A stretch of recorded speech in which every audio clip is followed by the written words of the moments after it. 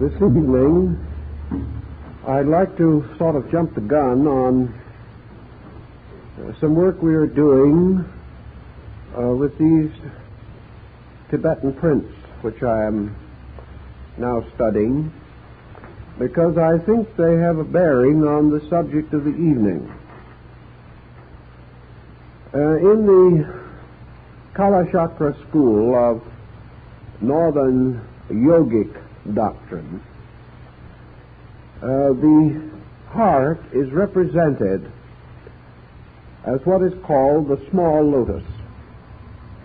It is not the principal chakra of the heart or cardiac area, but a small flower of 8 petals concealed within the very center of the heart focus itself.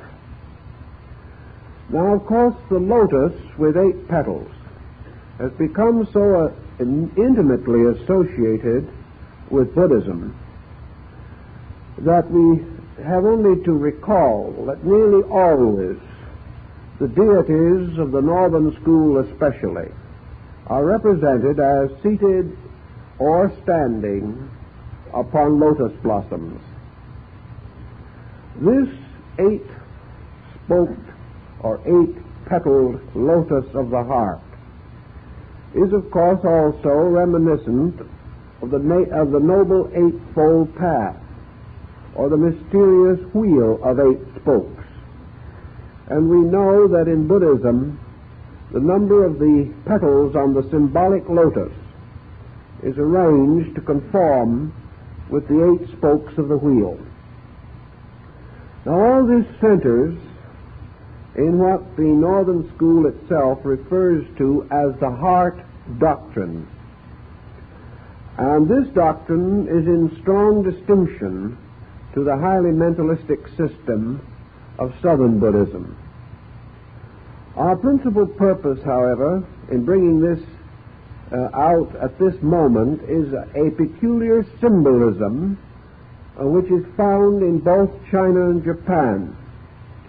There is a belief in the religions of those areas, a faith which is quite clearly indicated in the Shingon and the Nichiren sects in Japan, and the White Lotus sect of China. It is the belief of these people that when a devout person, or in fact any person, but especially a devout one, approaches death, that a mysterious vision appears. This is a classic vision in Oriental art. Because the term is easier in Japanese religion than in Chinese, where the words are utterly unfamiliar to us, perhaps it is best to use the Japanese terms. The dying person is said to receive a vision in which the Buddha Amida, or Amitabha, appears upon clouds, accompanied by 2 bodhisattvas, one on each side. On the left of Amida is the bodhisattva Kanman, Chinese Kuan Yin. And this bodhisattva always carries what is called the lotus pedestal. This is an empty throne in the form of an open lotus, and it is brought to receive the soul of the dead. The deceased person, the moment the transition from this world to the next is complete, is found in or seated upon this lotus pedestal. If the soul is that of a person of no solid spiritual attainment, it is said that as soon as the soul is seated there, the petals of the lotus close around it, so that it is concealed as in the heart of the lotus, as in a kind of lotus womb. In this bud-shaped form, it is transported to the Western paradise. Now, if this person, regardless of his virtues or his vices, has at any time recited the great formula, Namu Amida Butsu, Hail to Amida Buddha, with contrition of spirit and sincerity of heart, and has acknowledged, even though he has disobeyed, the sovereignty of the law, has acknowledged in his heart that there is truth. This soul, then, is carried in the bud into the other world, where it passes through a second birth. And as its interior consciousness grows, the petals again open, and the soul is permitted to dwell in the world of Amitabha. If, however, the dying person is of advanced spiritual attainment or of greater integrity, then the soul is represented as seated in a Buddha-like posture in the open lotus as it is carried across to the other shore of the mysterious ocean of life. Now, this scene is very, very common in Eastern art, and I think perhaps it is sufficiently interesting inasmuch as the old teaching both of yoga and of Tantra, of the old Brahmanical lore upon which so much early Buddhism was based, makes a great point of this 8-petaled lotus throne. And it states that this throne represents the heart of the person. Studying the triad appearing in the clouds, as in the vision already mentioned, the Bodhisattva Kuan Yin, or Kannan, who carries the pedestal, is always upon the left side of the central deity. And we may also remember, therefore, that it is a left branch of the pneumogastric nerve which touches the pacemaker in the heart as a nerve, and also, by ascent, reaches the brain.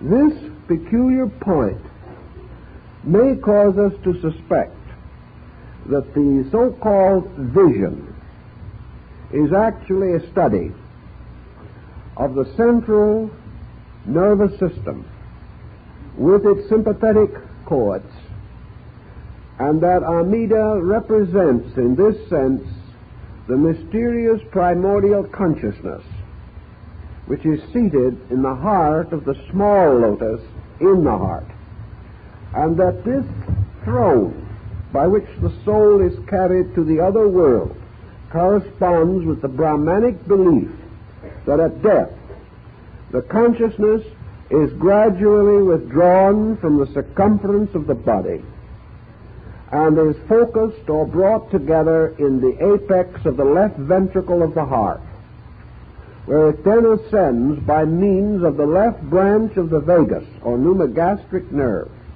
to the brain, and finally departs from the body through what is called the gate of Brahma, or the 1,000-petal lotus at the crown of the head. If we can assume an analogy here, I think it is a very interesting one, because it gives us another dimension to this old symbolism, implying, as the Shingon has always implied in Japan, that all ritual, symbol, allegory, legend, and fable had to do with the motion of the principal spiritual, psychic, and energy currents of the human body. As far back as our studies in philosophy are able to go, as far back as man has left a record of his convictions and his beliefs, the human heart has been peculiarly sacred. We have to realize that in olden times dissection was unknown, and in most civilized nations, autopsy was not permitted. It was therefore not upon a study of the heart as an organ that ancient knowledge was derived.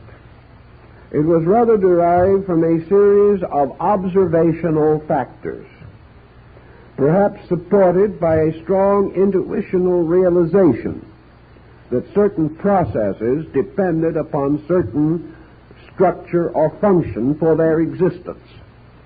And gradually, ancient man, without benefit of modern scientific thinking, came to remarkably accurate conclusions concerning the inner structure of his own body.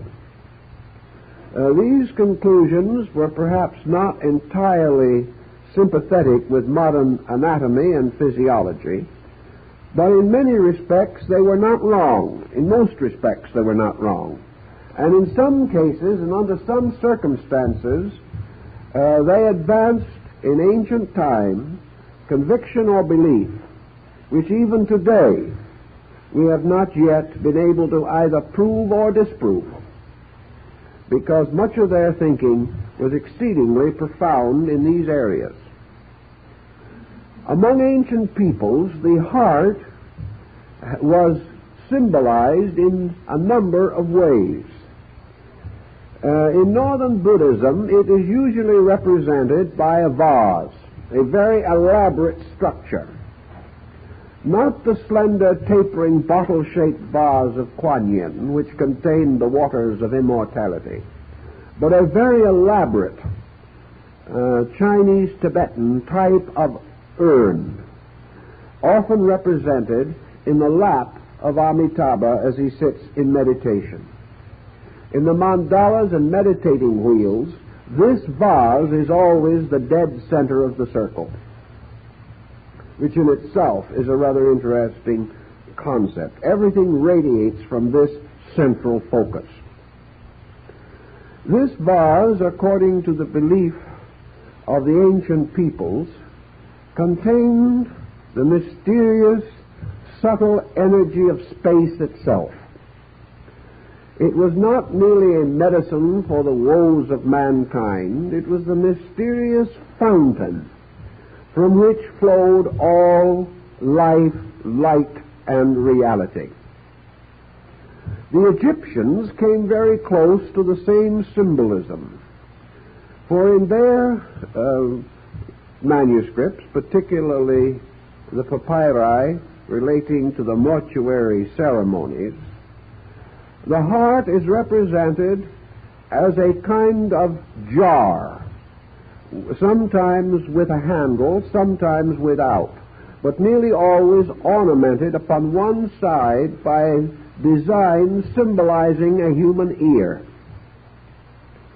This peculiar vase is placed on the balance of the scale in the weighing of the soul, or the weighing of conscience, in the hall of the twin truths.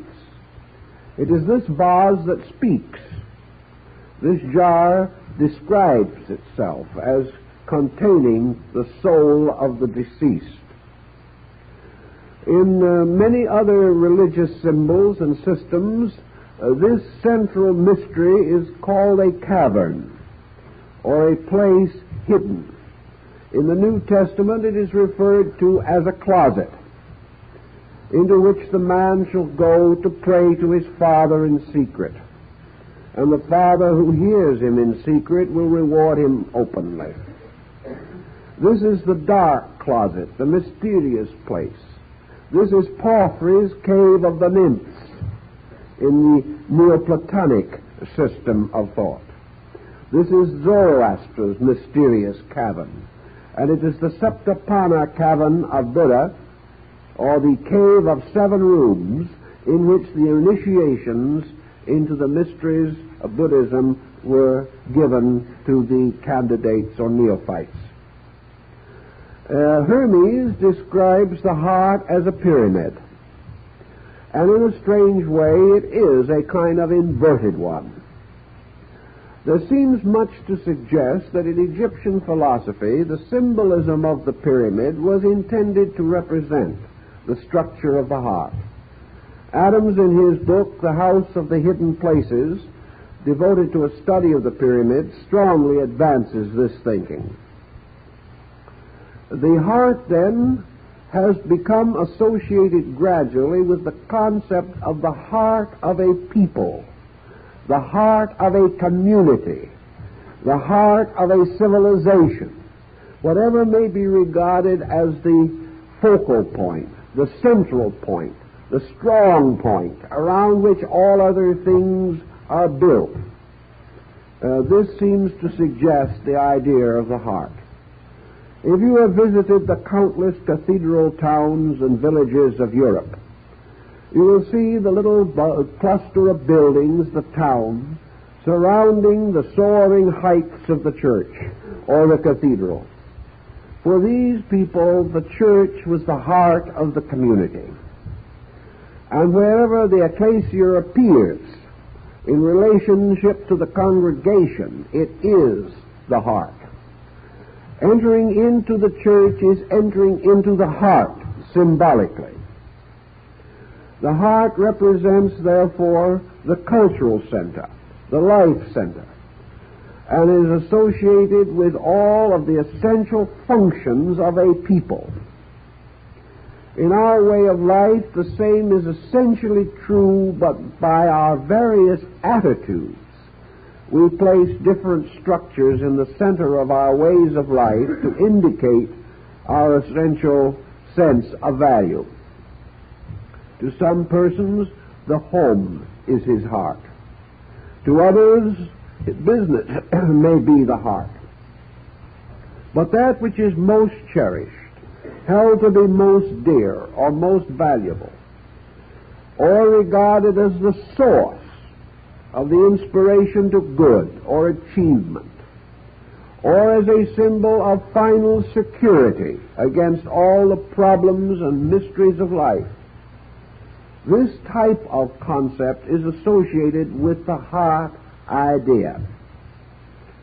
Also, we know that to the Chinese and other Asiatic peoples, certain beliefs were the heart of the matter.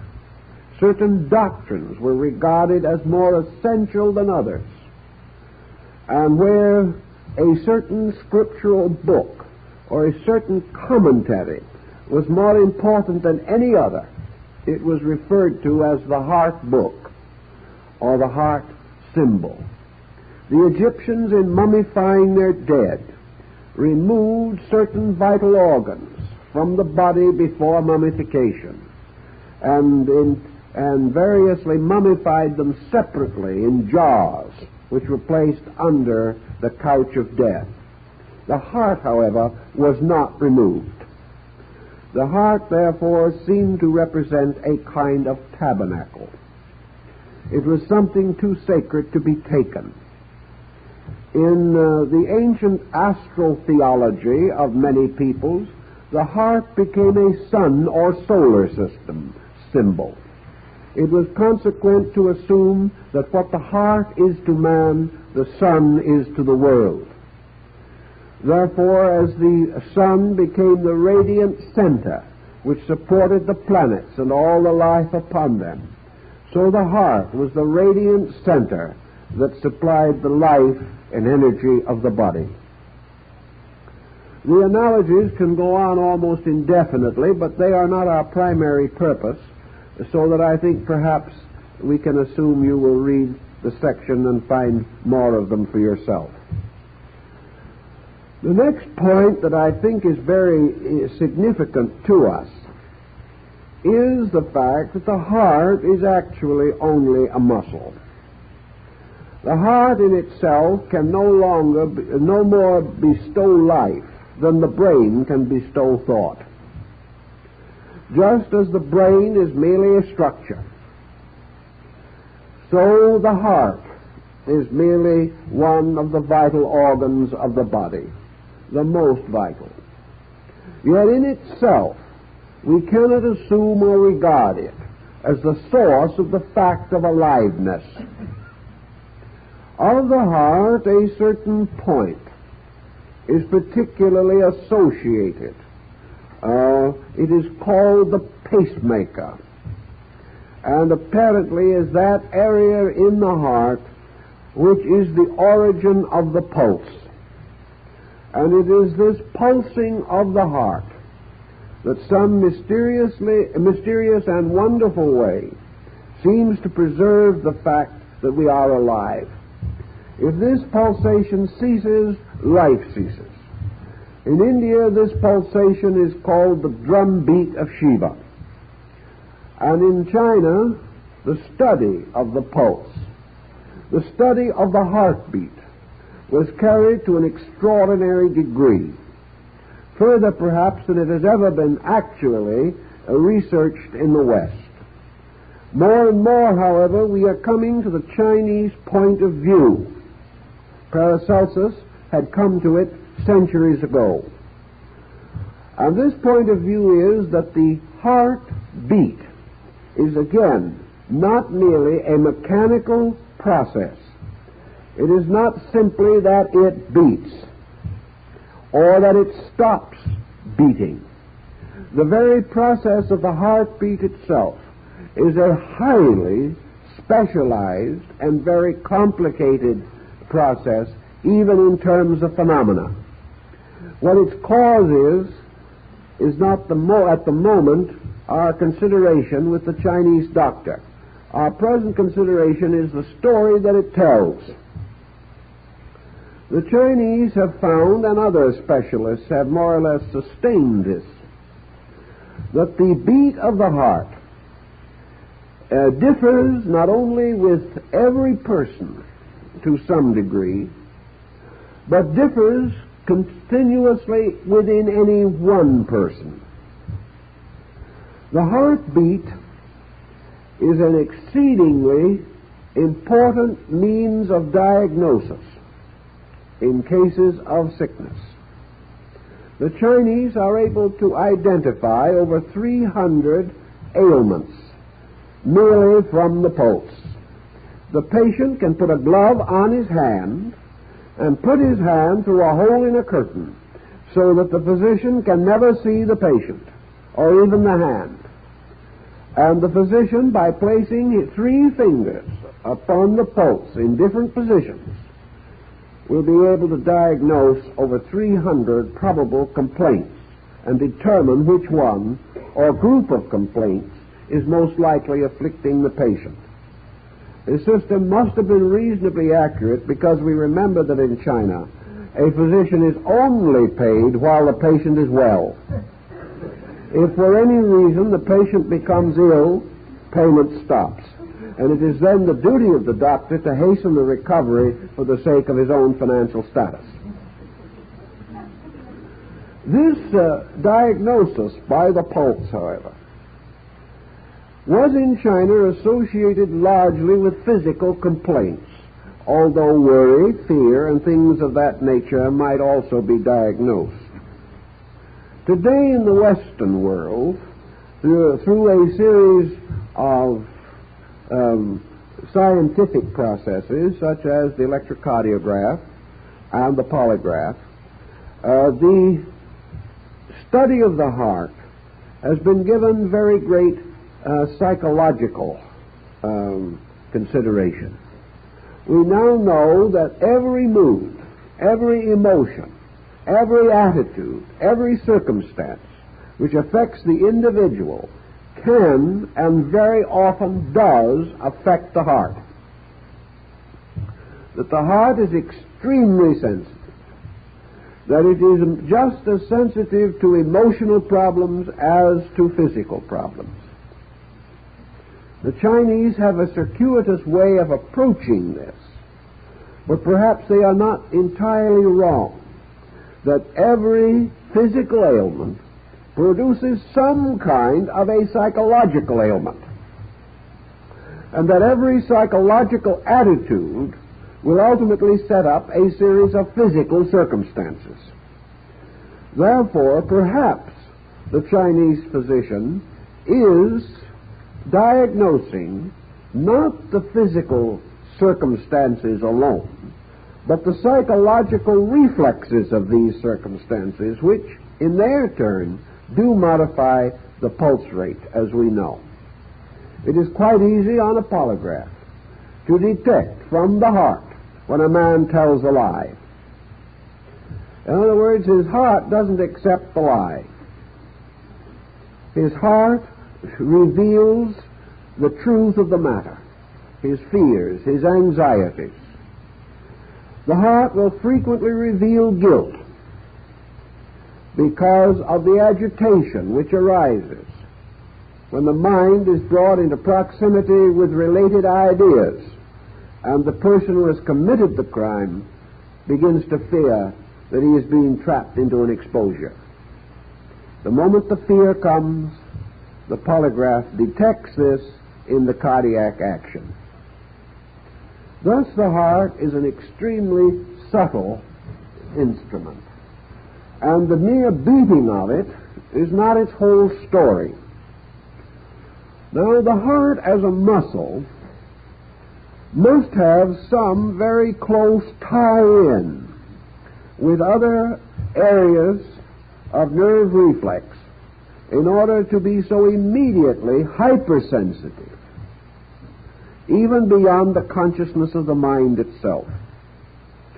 The heart apparently is much more oriented in a realm of subconscious pressures, subconscious instincts, and not entirely on the level of mere conscious attitudes.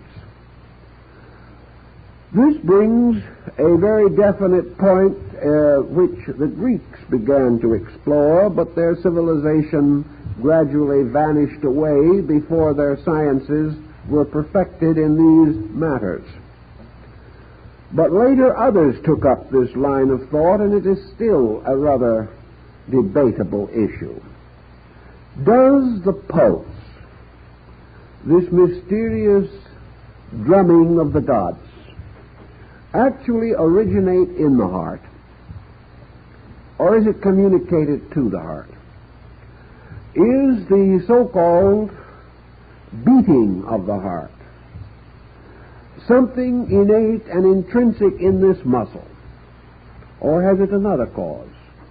And is the circulation of the blood due to the action of the heart, or is the action of the heart due to the circulation of the blood?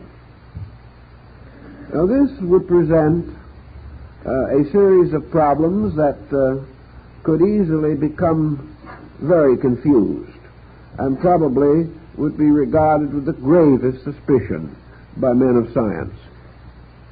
Yet the fact remains that it is not at all inconceivable that the heart is what it has always been believed to be in the worlds of religion and philosophy, not a source of the vitalizing or activation of the body, but a focal point for energy of a peculiar and particular kind, which is in some way imparted to the heart, and therefore is capable of being separated from the heart by the process of death.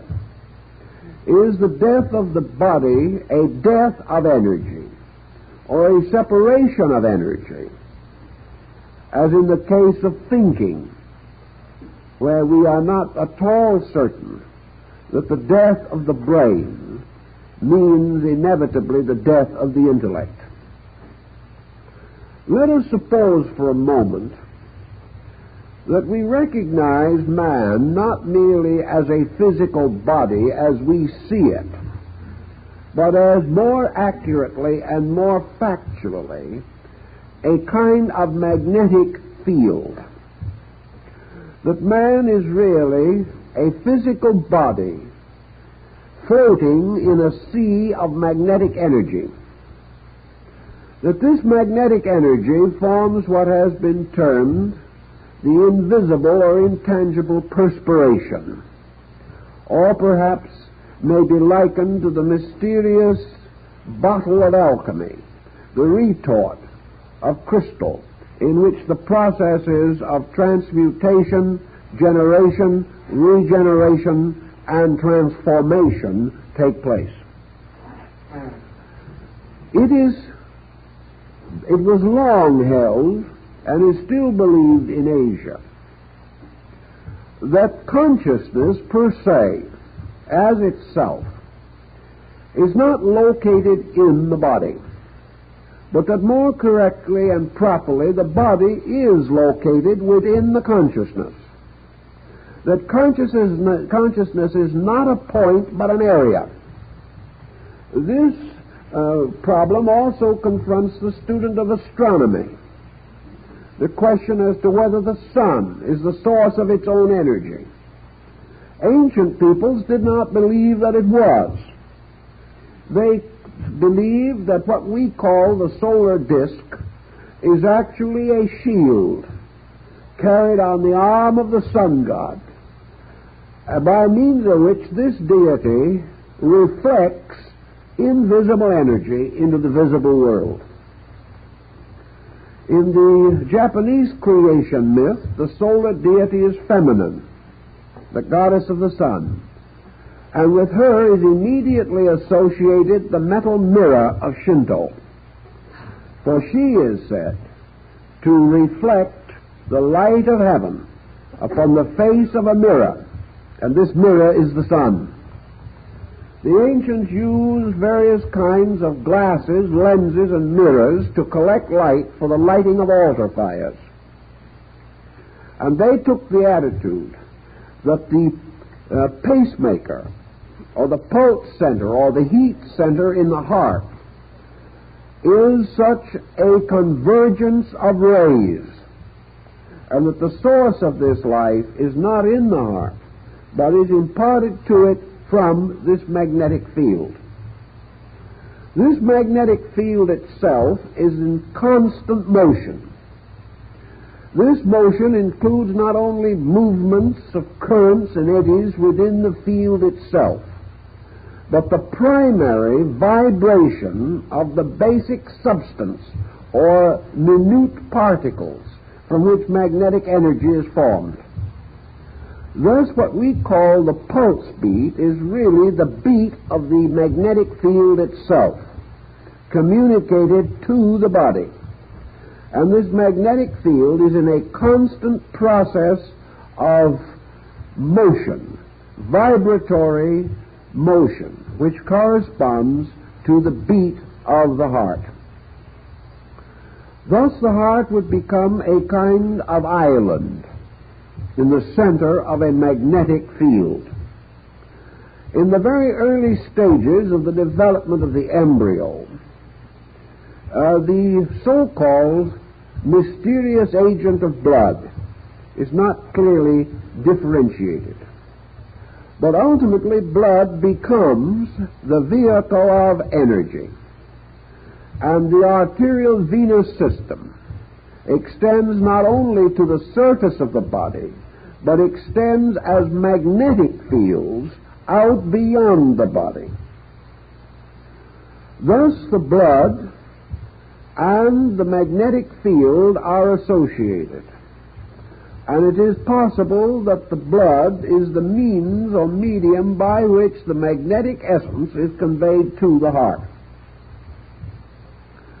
However we wish to look at this problem, the question naturally arises as to whether the heart is the source of its own energy, or whether this energy is imparted. And I believe that most thoughtful persons, from the beginning of recorded research, have held it to be essentially firm that this energy is not intrinsic in the heart itself, but is imparted. The great mystics of the early medieval period, who were among some of the most powerful visionaries that we have ever produced, had various descriptions of experiences which they saw of function of body and organ. I'm thinking of St. Hildegard of Bingen, one of the most important and interesting of the Catholic religious mystics. St. Hildegard left manuscripts illuminated with numberless figures and designs of things that she had seen as inner experiences. And these touch upon the problem of the heart. And her concept of it was very definitely that it was a kind of solar center which was sustained continuously from its own field, and that therefore the field was the important thing, not the organ itself. She also held that the consciousness in its relationship to the heart was subject to a special kind of interpretation. If it is true, as the ancients also held, and we find in Indian Vedic tradition and lore, that the three persons of the great creative Trinity are represented by the heart, the brain, and the reproductive focus, then this Trinity would consist of consciousness as the heart or central power, intelligence as the brain focus, and force, vitality, or energy as the negative focus. These would therefore constitute a basic triad. Buddhism, particularly in Japan and China, began the study of what they called the Lotus Gospel. And this was the gospel of the mystery of the heart, which they finally came to recognize as probably the most important of all the mysterious sciences which man could discover, the science of the true meaning of the heart. Now, we think of religion almost always as a heart doctrine, but we think of it largely as a mystical, emotional doctrine. We think of the individual's heart being the source of a kind of goodness, that it is the source of a basic morality, that it is the substance of the truth in him, and that in this sense of the word, his heart means that he is possessed by a certain charity. The heart is associated with love, charitas. It is associated with all types of human affection. But to these students in the olden days, much more was implied than this. They held definitely that the focal point, which we call consciousness, was actually placed in the heart. That in a mysterious way, the structure of the heart provided it with a primary brain of its own. Therefore, that there are two kinds of brains, the mental brain and the heart brain.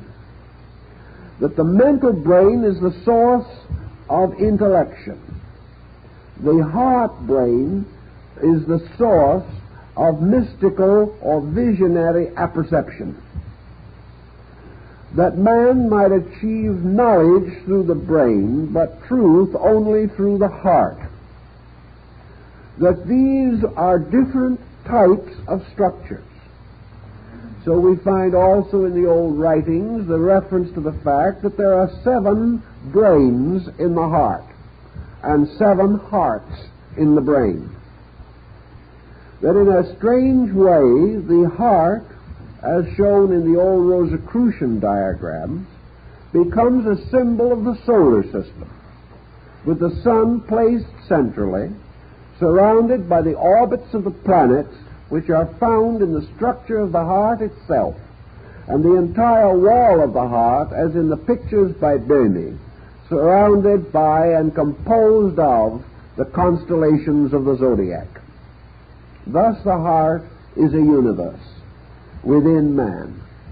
It has the potential of supplying the entire external structure, the body from itself, because it has received into its own nature the essential seed of life, and that this seed of life therefore becomes the base of the livingness of the body which develops around the heart, is supported by it, and in turn the body becomes the protector and administrator of the heart power. What then would be the nature of the consciousness in the heart? Hermes, in his discourse to his son Tatian, attempts to clarify this point, but probably lived a little too soon to have some of the interesting scientific facts at his disposal. Also, too soon for much of the digestion of philosophy, particularly Oriental thinking, which has more recently come to our awareness. Consciousness is not to be associated with thought process. Consciousness in its own nature, therefore, is not to be penetrated. It is not to be analyzed or examined. It is merely a superior state of awareness, an awareness which seemingly still remains directed primarily toward cause and not toward effect. Therefore, the heart seems to be more aware of things invisible behind itself than of things visible in front of itself. The heart contribution, therefore, is not intellectual, rational, or reasonable in the sense of mental activity. The heart contribution is most expressed and most clearly sensed in the mysterious potential of reality that is lurking within our own natures. The Scriptures suggest that as a man thinketh in his heart, so is he. And this thinking in the heart is not conscious thinking. This thinking in the heart is God thinking man, not man thinking about God. This is spirit mysteriously manifesting through its works, and these works themselves are not capable of comprehending their own Lord and Master. So that when man enters into the heart, he enters into silence. He enters into the great quietude of Lao Tzu.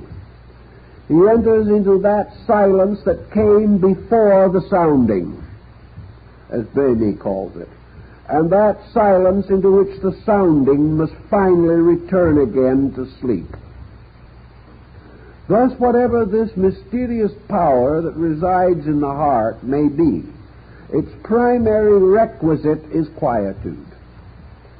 It would and must abide in peace. And the principal experience we have of the heart is the capacity for peace, which comes to us. The capacity to have so great an interior sense of reality that without intellection, without argument, without debate, without affirmation or denial, the being experiences the fact of the presence of reality. It is this experience of reality, then, this experience of not only of an existence, but an eternal and significant existence. This experience comes to man. Man then takes hold of it and intellectualizes it. But the experience, the essential conviction, comes first.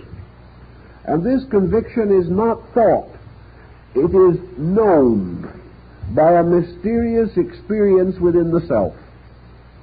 Of this, then, we can say, in terms of the definition of consciousness, that in some mysterious way it is the invisible source of this sense of beingness, this sense of significant, purposed existence, which all things feel within themselves.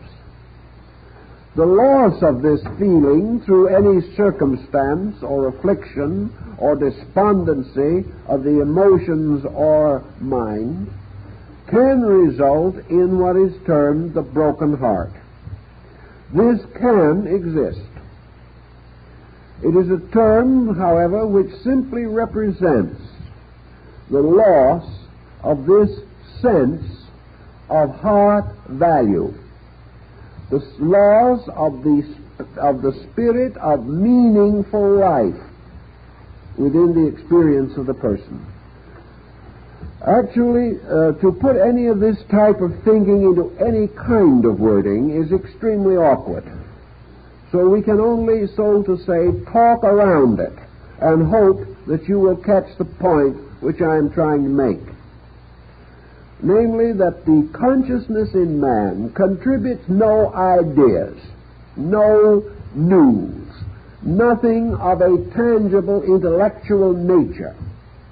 It merely contributes this sense that we exist, this I amness of ourselves, not voiced, not rationalized, but assumed, so near to us that we do not doubt it, question it, or analyze it, but turn from it to doubt, question, and analyze all other things. It is perhaps experienced somewhat in this concept that man is incapable of the experience of death. He is unable to know what death means because he is alive. And it is a series of certainties based upon the fact that we are alive that must be basically associated with the heart system. Now, the moment this system comes into existence, man begins the elaborate process of transforming it. In the Kala Chakra concept, therefore, we remember, as I said, that there is the large chakra located, or that is the ganglia of the autonomic nervous system, located in approximately the heart region. Then there is within this the small lotus, or the small flower of 8 petals. The outer flower, the chakra, is very largely the center of man's sensational existence. It is here that the individual passes into the expression of the entire gamut of his emotional propensities. Thus there are, as we may say, at least 2 layers to the heart consciousness. Its own innate structure, which remains forever in a state of reality, and its emotional negative polarity, which extends outward into the sphere of the sensory perceptions and reflexes. Therefore, the innerness of the heart may say, I know. The outer part of the heart may say, I choose to believe. Then the mind comes along and says, well, it's my opinion. And everybody has been heard from in some way or in some degree. There can be no doubt that the mind is essentially under the control of the heart. That the mind, therefore, is a subordinate being. The heart will retain function longer than the brain if the two are separated in any way. The brain's consciousness ceases very quickly, but it is well recorded that the human heart has survived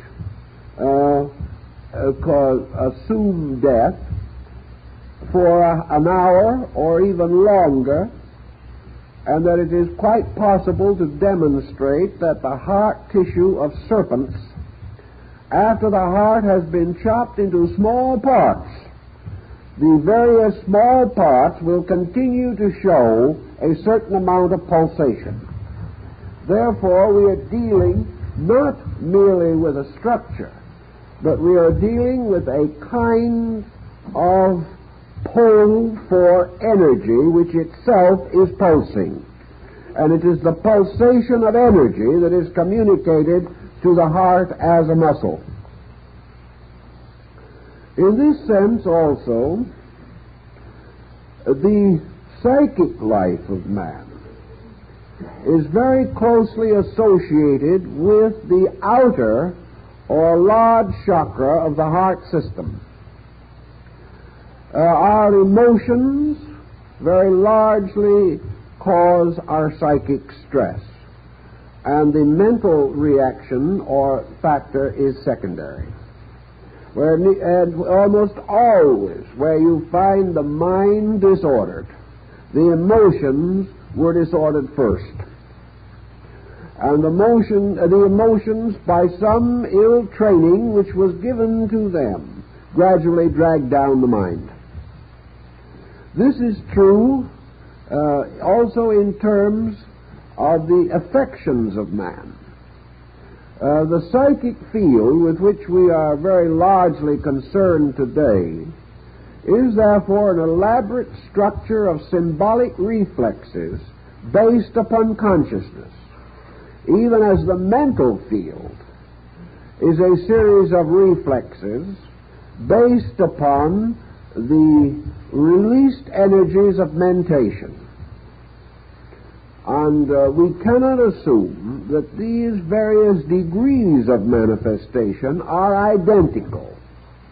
They are emanational one from the other, the lower always being lesser in value or quality. Now let us go back directly to the heart problem, which we have very definitely to consider. The ancients regarded the heart as being a kind of seed. This seed, of course, has growing from it a great tree, this tree being the arterial venous system.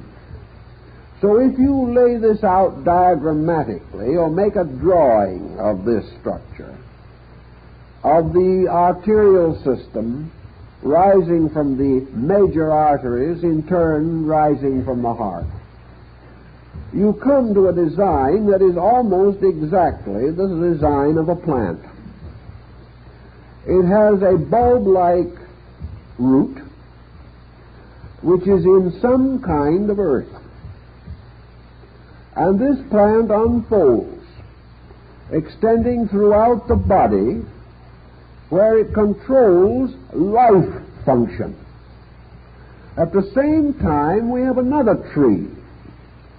This principal tree also grows from a seed or a bulb or a root. In this case, the brain.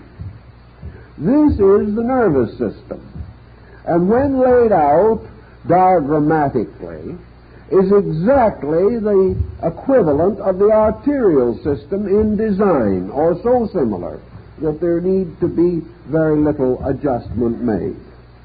Thus the brain becomes the seed of the nervous system, and the heart becomes the seed of the arterial system. Back in the days when somebody was compiling Genesis, it came apparently to their attention that man in some way had these two trees. Therefore, one was called the tree of life, and this tree of life grew from the heart. And the other was called the tree of the knowledge of good and evil, and this grew from the brain, which was perfectly consistent, reasonable, and proper. Now, in the course of time, certain things happened in the Garden of Eden which are a scandal to us even yet.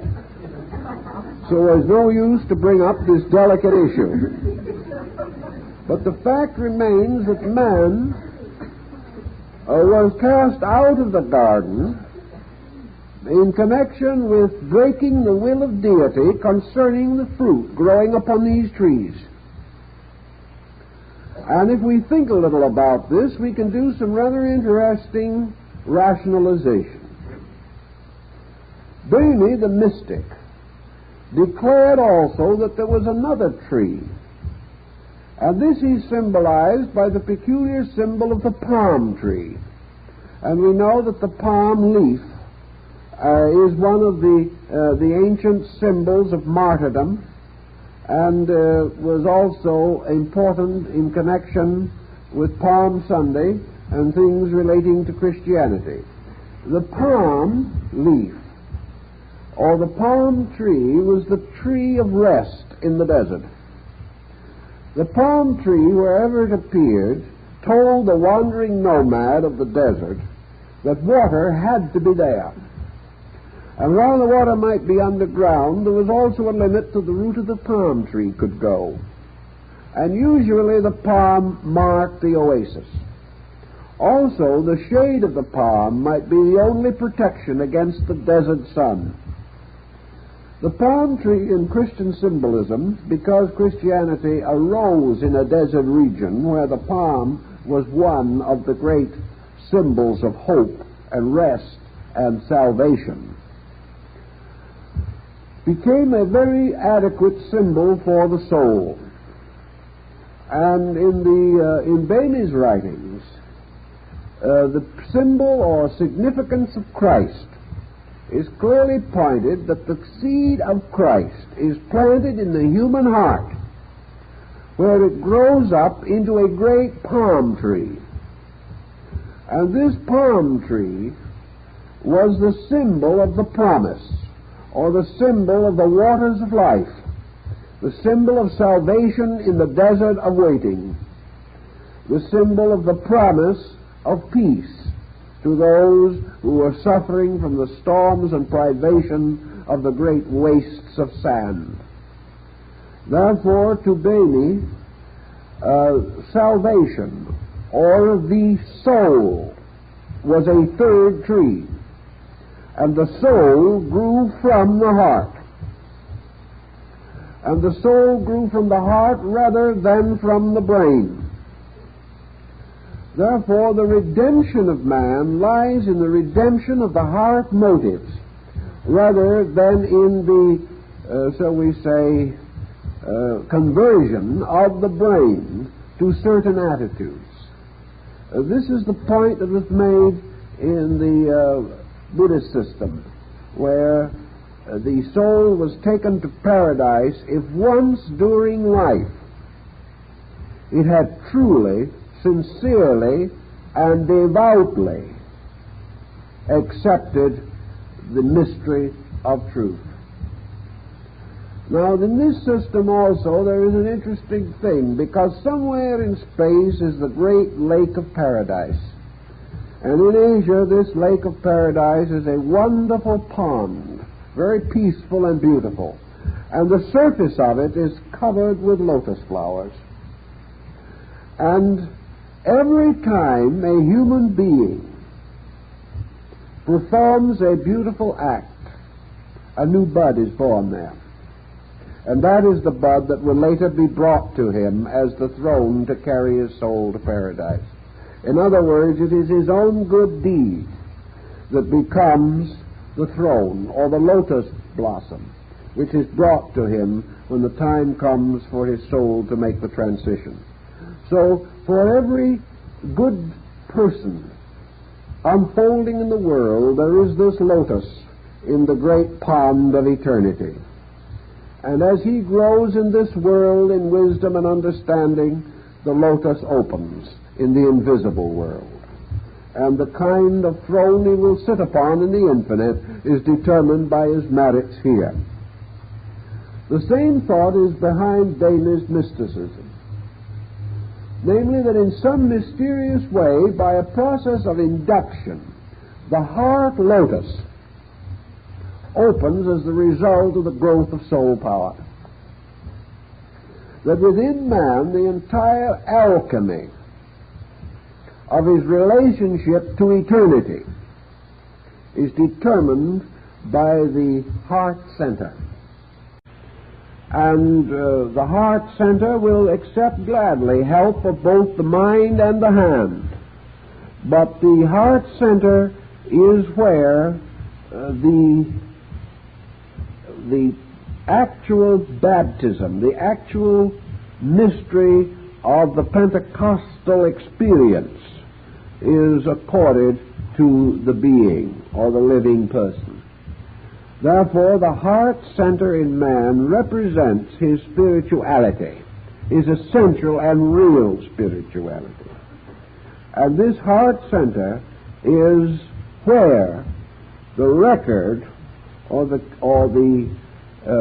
true and faithful report of his virtues, where this record begins to result in the development or growth of this archetypal soul symbol.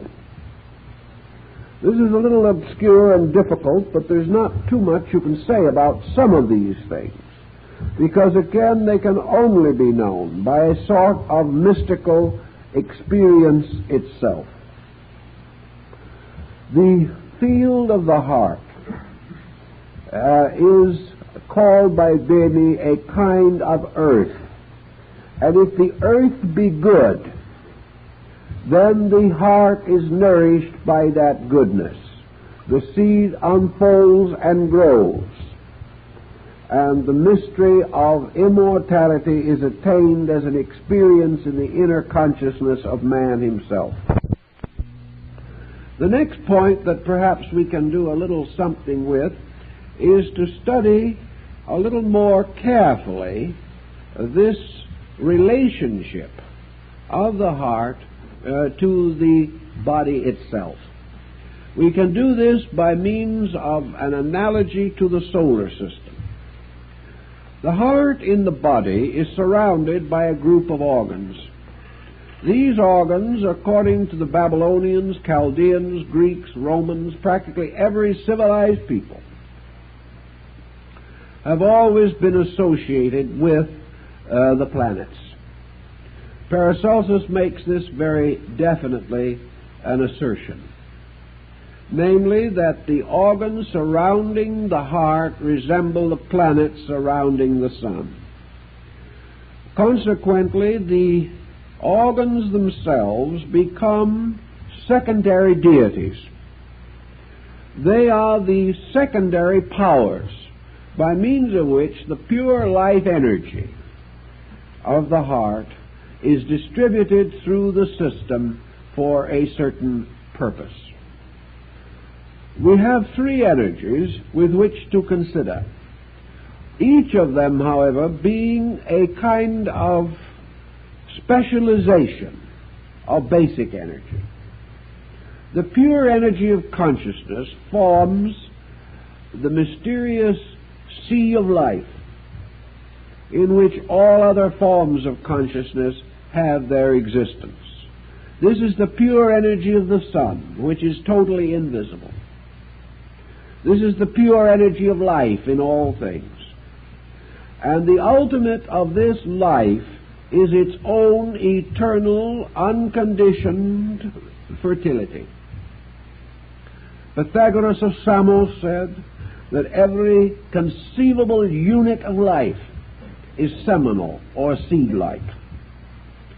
Therefore, that life is an eternal substance, everywhere existent, like a mysterious invisible ocean or fluid, or air, or gas, or essence, that no place can be deficient of it in any way, and that this pure life, which has no form, no appearance that we can see, no nature we can define, no direct processes that we can understand, this pure life alone is good. This pure life is the only reality that exists. This pure life in its unconditioned state is the mysterious, intangible fact by which all things exist, and without which cannot be fashioned anything that is made. This pure life is absorbed in its own production, so that created things are aware of creation, but they are not aware of the life in which creation continually exists. Thus we may see the plant growing from the dark earth, but the dark earth is invisible to us. We may perceive that the plant gains innumerable energies and powers from this dark earth, but this dark earth does not seem to resemble any of its powers. We look at the beautiful rose rising from the earth. We cannot see the rose in the earth. We cannot understand how the dark soil could produce so great a mystery out of itself. Yet it is the energy of the darkness that gave us this beauty of the revealed and apparent form. Thus, in philosophy particularly, we recognize that all natures of themselves are sustained by one nature, of which we have no definition. This dark soil does not, however, produce identities from itself. This dark soil produces different flowers, different forms of life. It produces everything from the most glorious of all forms to the most humble and even obnoxious of all weeds. This soil, therefore, causes all things to bear their fruitfulness according to their own natures. Yet its energy is the one life by which all natures are able to attain to the condition of living. Therefore, this soil, this earth, this energy, this mystery is the mother of all living. This is the eternal life, forever conditioned, by which all good and all ill come into being. Yet this life itself is not visibly similar to any of the things which it produces, nor can its nature be determined by a study of its productions. The only thing that we can finally decide is that its nature must be sufficient to sustain all production, and that this in no way shall be regarded as exhausting that nature. For it must produce all production within the sensory grasp of man, an innumerable and inevitable production which man does not understand or cannot perceive. So here we have this basic life, this basic vitality, which is brought to man as the very substance upon which his life must depend. This life becomes then the vitalizer of innumerable specialized function. And everything that exists must have a sensitized area of some nature, must have some means of drawing this life to itself, focusing this life upon itself, inasmuch as the entire growth of the particular life is dependent entirely upon it developing in and from this basic energy. It follows from this that we may liken this energy now to the dark earth, and we may liken the consciousness of a being or a creature to any one of the innumerable plants or forms of life that grow out of this earth. The oak tree and the willow tree, the pine tree and the elm, all have this common source of energy, yet each becomes what it is, but only because this energy is present. So consciousness becomes the universal symbol because it represents the only conceivable power which can be all things to all creatures. Every other kind of specialization must be deficient in something. So we give the term consciousness to that which is capable of expression through infinite diversity, and yet itself remains forever the same. That which produces difference from sameness. Now, the reason it can do this is because through the vast vistas of consciousness, infinite orders of life are evolving. These evolving orders of life are developing from these seeds, which are spiritual focal areas. And an infinite evolution is continually specializing the units of eternal life itself. So man, being a person with an intellectual existence, and according to philosophy with an existence prior to this world, and an existence after or subsequent to departure from this world, man is a personal being with his roots in universal consciousness. He is a personal being nourished by an impersonal principle in which he exists. Now, this universal impersonal principle is everywhere. But if the particular aspects of that consciousness are in some way separated from a structure, that structure passes into a state of disintegration.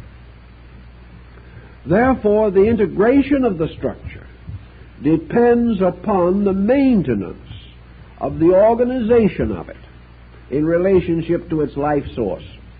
If, therefore, the root of the tree is injured, the whole tree will die.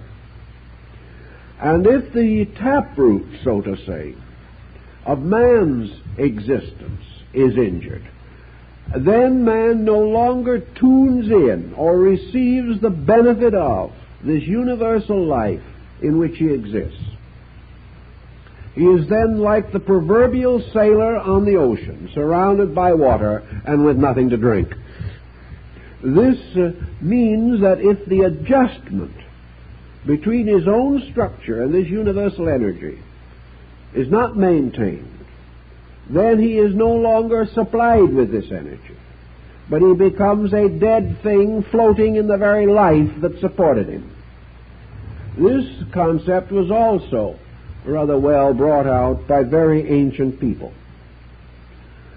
In order that man as a being, as a particular creature, unfolding his own composite nature, may therefore have his roots in the life which is essential to him, the heart becomes the instrument of this rooting.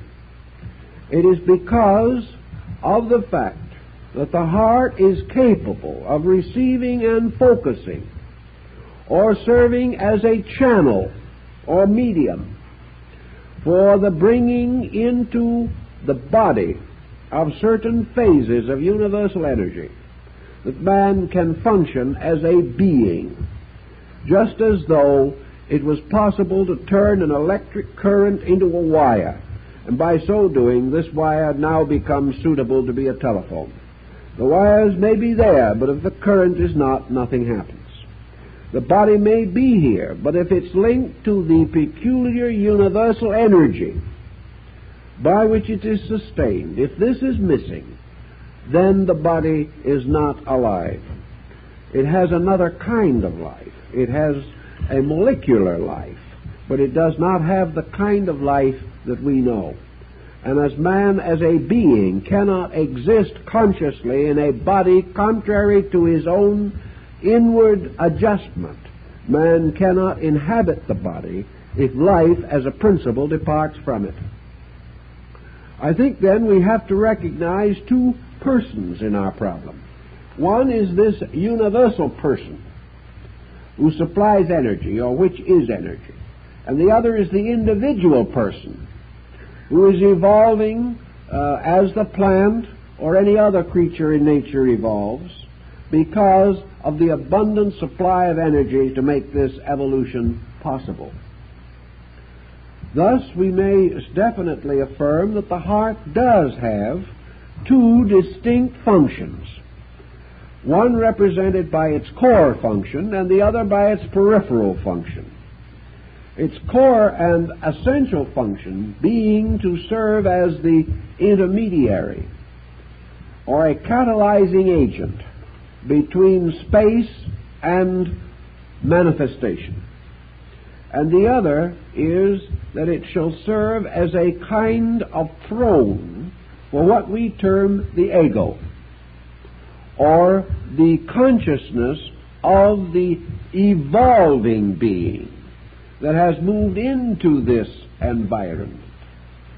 In other words, in the heart must also be the archetype of the form that is to develop from the heart, not only in terms of physical appearance, but in terms of mental, emotional, and psychical existence.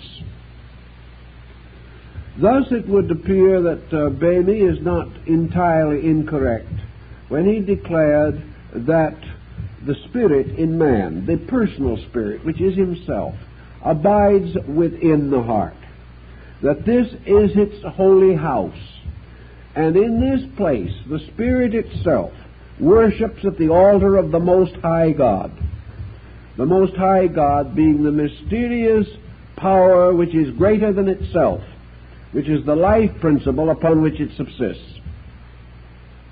From this spirit core of individual existence, the essential state or nature of the being that is now incarnating begins the unfoldment of its own character, a process which begins at the time of quickening, a time in which the personal being, the entity, takes over the administration of the body, and then begins the process of adapting the entire mystery provided by universal life to the needs of the personal existence.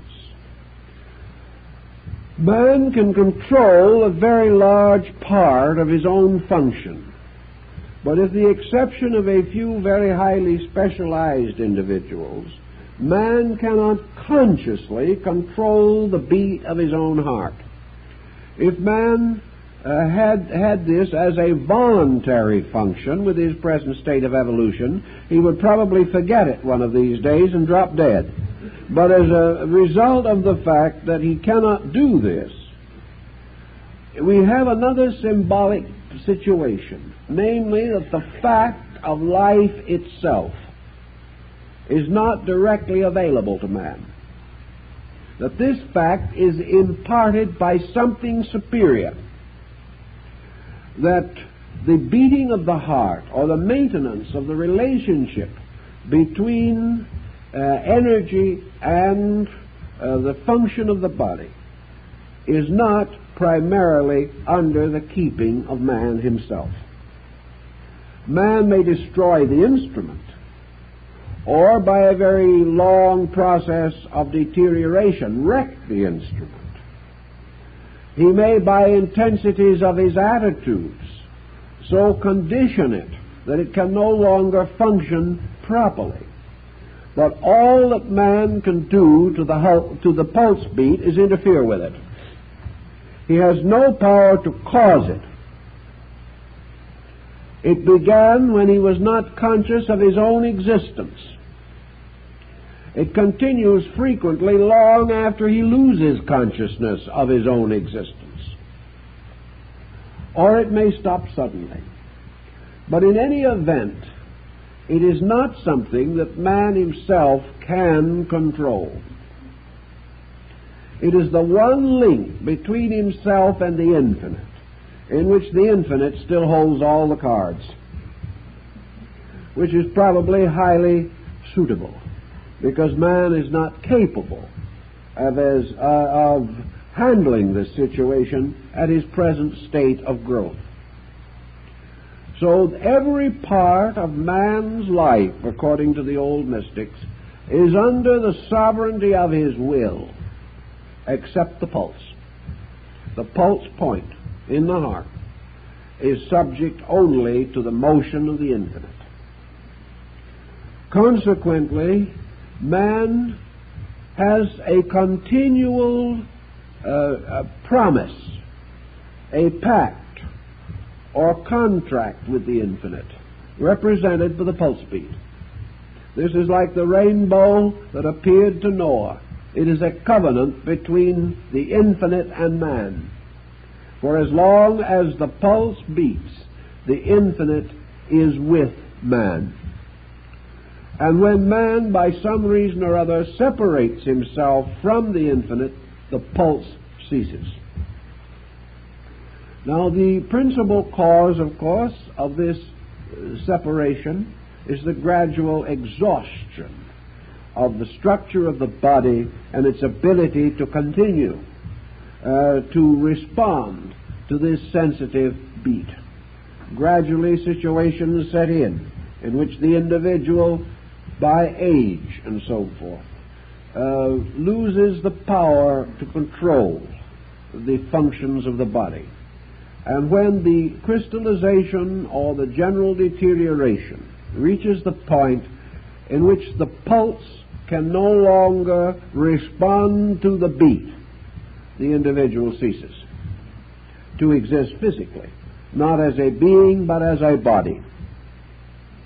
So man now finds himself standing forever in the presence of a mystery as great as that which he faces when he gazes out on a starry sky at night.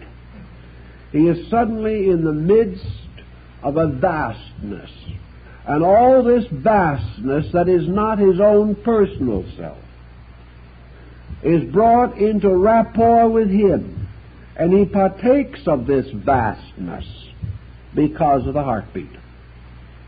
This is his true relationship with the infinite.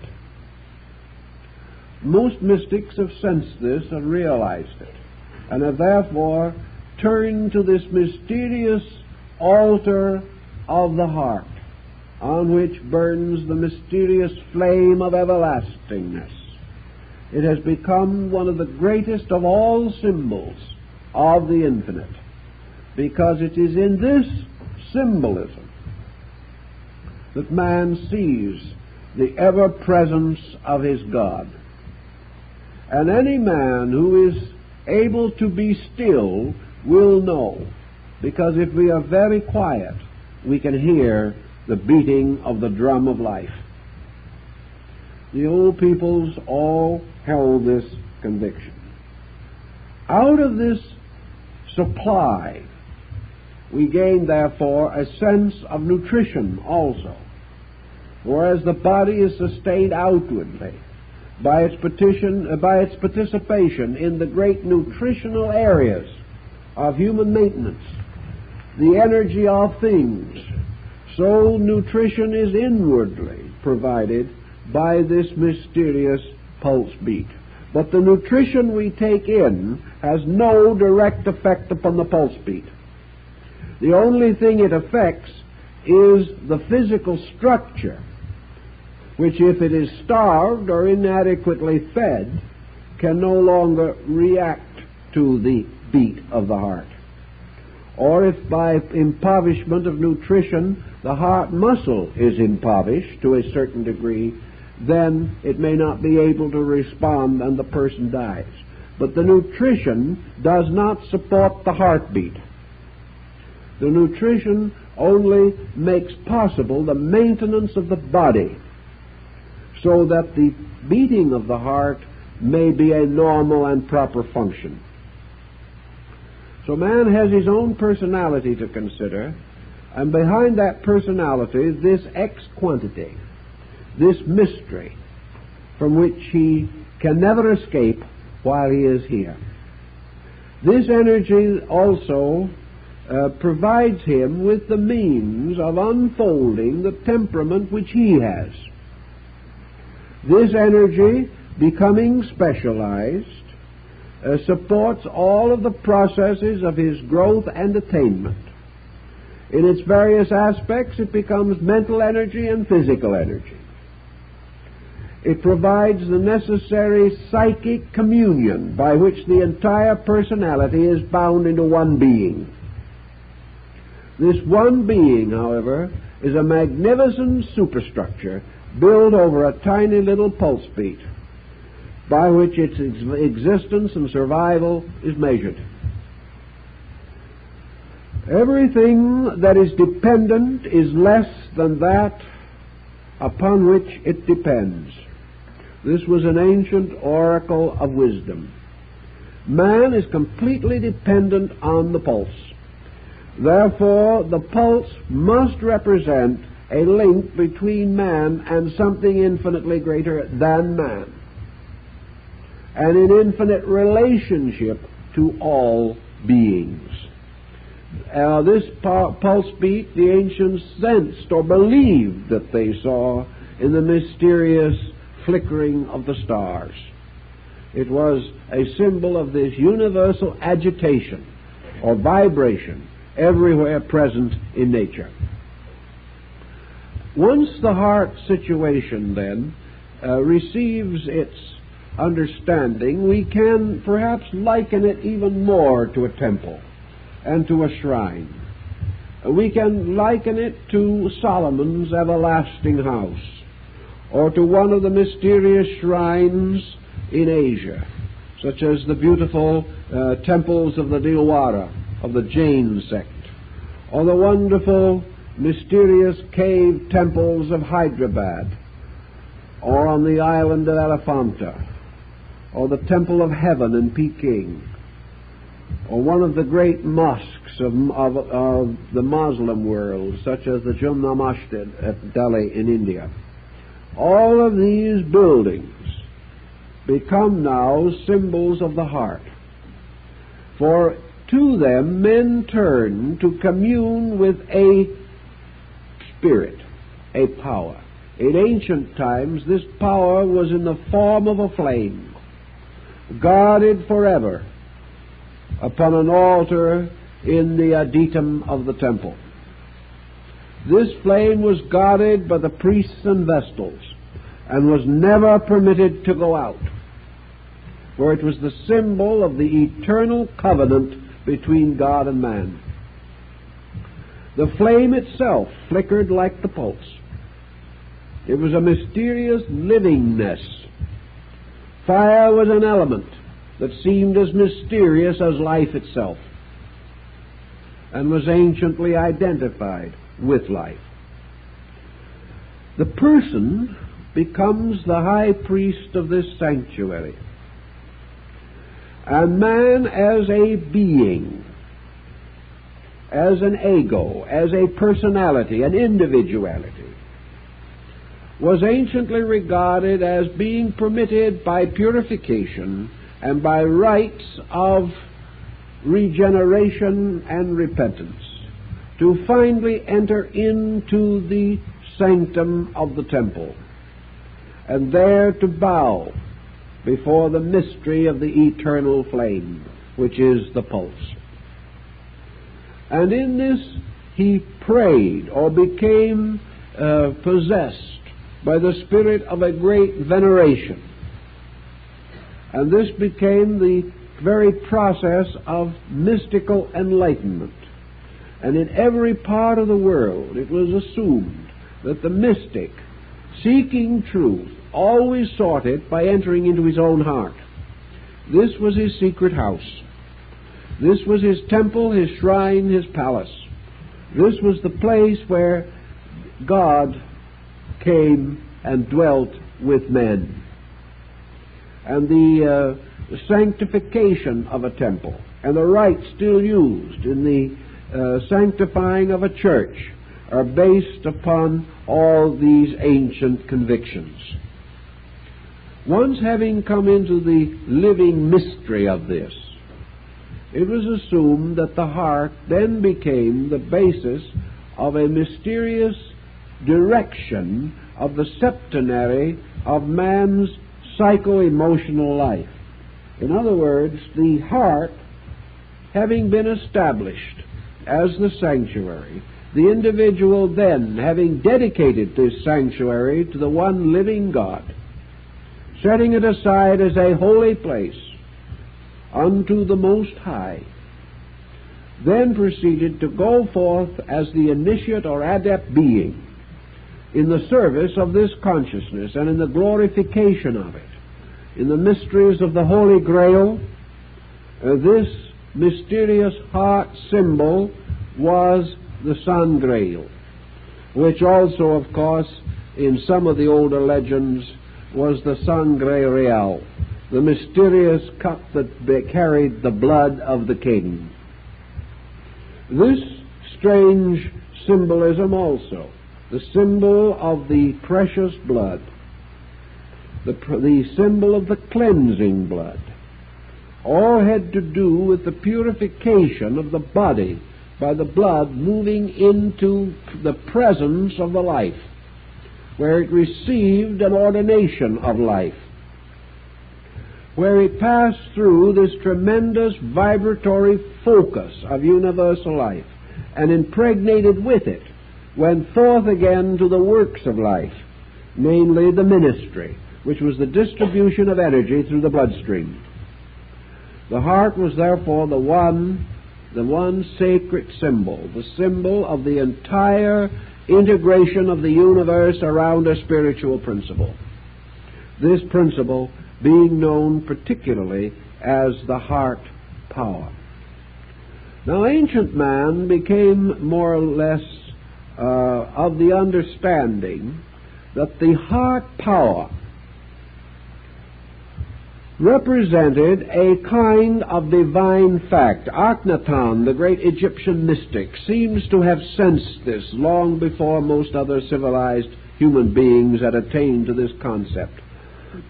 Namely, that this mysterious heart power, the life, the true life, was of itself life-giving, but that man was life-destroying.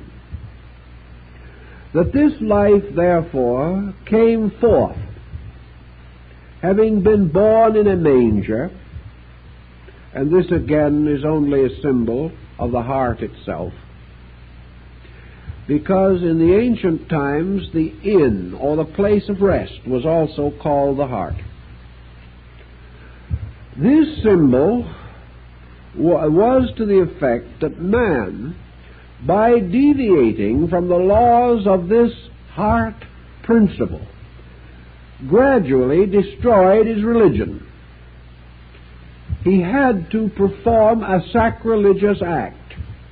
And the sacrilegious act, the final, unforgivable sin, that ill which could never be forgiven, was the sin of letting the fire go out. Death. And this fire had to go out for some reason. Now, this does not mean that the ancient immediately conceived physical immortality. He knew the true meaning of sin, which is not evil, but to fall short, inadequacy.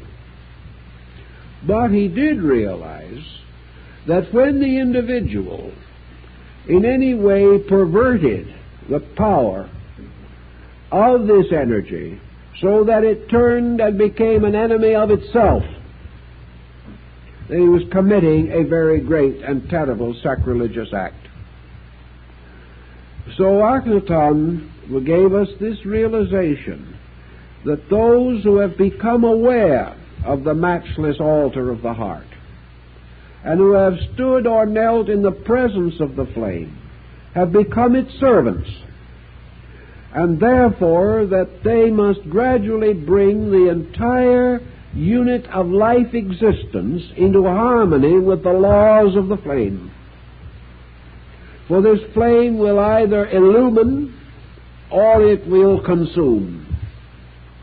And this mysterious heat power of the pulse will either bring light or combustion, according to the nature of the material which serves as its fuel or serves as its focal substance in this world. Thus this light on life is forever burning out or removing corruption. The mystics held, therefore, that those who believed in the ultimate universal reality of life were required to so live and so conduct themselves that this flame in the heart was protected and preserved against anything that was bad for it. And anything that was bad for it would ultimately break up the focal point and cause the fire to go out. They also realized that anything that was bad for the flame, or hazarded the flame in the heart, was also contrary to the good of the evolving person or entity which was depending upon this heart and was the priest of its altar. So anything that injured the heart flame was bad for the evolving entity that was depending upon this energy for its own evolution.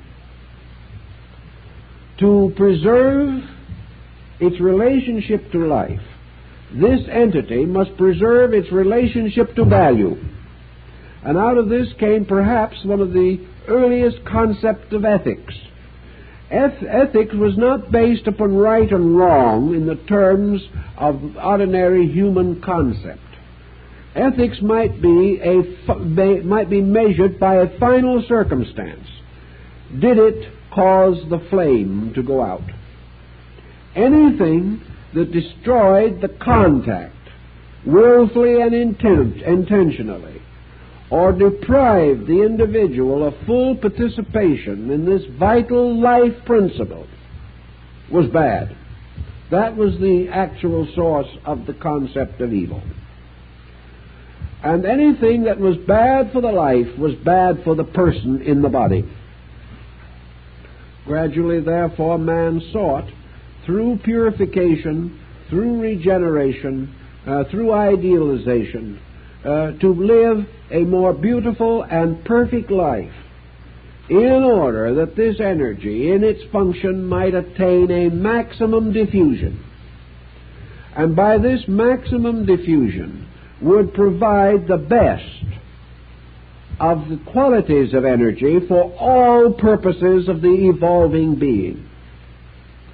If this confusion persisted, then the energy necessary to think or to feel or to act or to perform any sensory function or any process or task, the energy was diminished.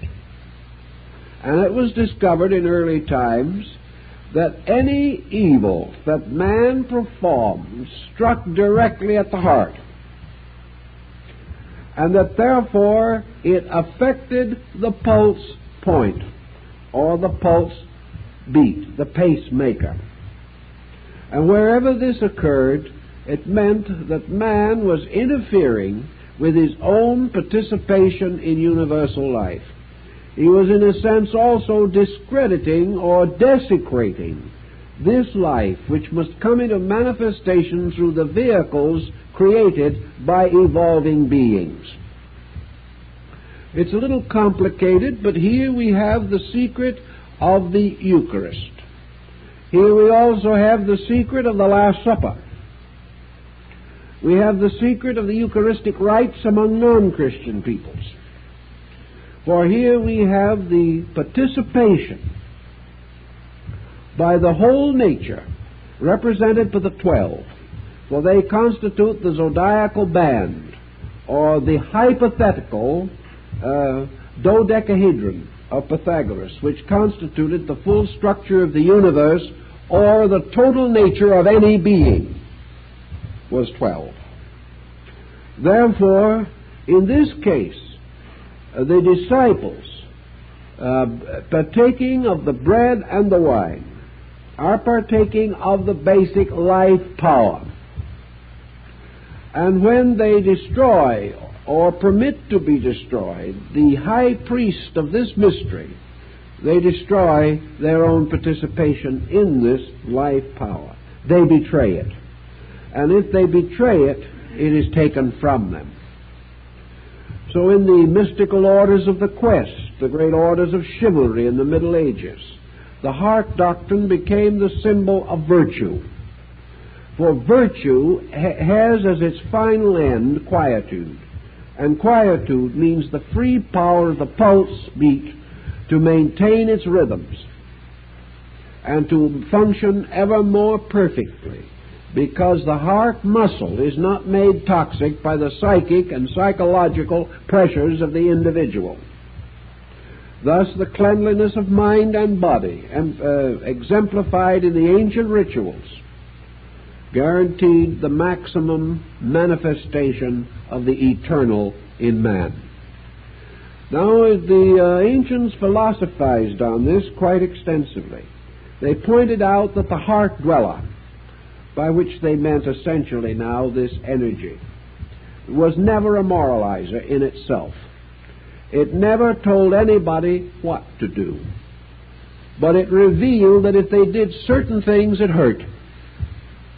There is no dogmatism.